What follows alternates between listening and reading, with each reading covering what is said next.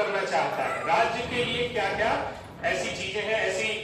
जो प्राप्त करने की उसकी इच्छा है। मौलिक अधिकार तो उसने हमें दे दिया कि भैया आप अपने अधिकार ले लीजिए, लेकिन कुछ ऐसी चीजें हैं जो राज्य को भी, कि एक दौर आएगा जब हमारा राज्य इन चीजों को प्राप्त कर लेगा, तो इसीलिए उसको हम डायरेक्टिव प्रिंसिपल्स बोलते हैं।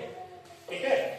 तो डायरेक्टिव प्रिंसिपल्स का मतलब नीति निर्देशक सिद्धांत है, ऐसा राज्य प्राप्त करना चाहता है। उसको लेकर के आप कोर्ट नहीं चले जाएंगे कि इसमें लिखा हुआ है तो हमको ये मिलना चाहिए, लेकिन मूल अधिकारों को लेकर के आप कोर्ट जा सकते हैं कि इसमें ये लिखा है इसलिए हमको ये मिलना चाहिए। उसको हम लीगली इनफोर्सिएबल भी बोलते हैं मूल अधिकारों को, लेकिन जो हमारे मूल कर्तव्य, सॉरी, जो हमारे ईपीएससी है उनको लीगली इनफोर्सिएबल नहीं हो रहा है। मैं प्रस्तावना पढ़ रहा हूं, आप ध्यान से देखिए। उसमें कह रहा है कि हम भारत के लोग भारत को एक संपूर्ण प्रभुत्व संपन्न, समाजवादी, पंथ निरपेक्ष, लोकतंत्रात्मक गणराज्य बनाने के लिए तथा उसके समस्त नागरिकों को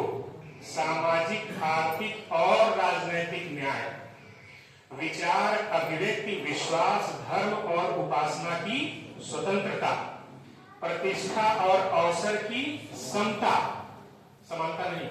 समता प्राप्त कराने के लिए तथा उन सब में व्यक्ति की गरिमा और राष्ट्र की एकता और अखंडता सुनिश्चित करने वाली बंधुता बढ़ाने के लिए दृढ़ संकल्प होकर अपनी इस संविधान सभा में आज तारीख 26 नवंबर 1949 ईस्वी मिति मार्गशीर्ष शुक्ला सप्तमी संवत 2006 विक्रमी को एकता द्वारा इस संविधान को अंगीकृत, अधिनियमित और आत्मार्पित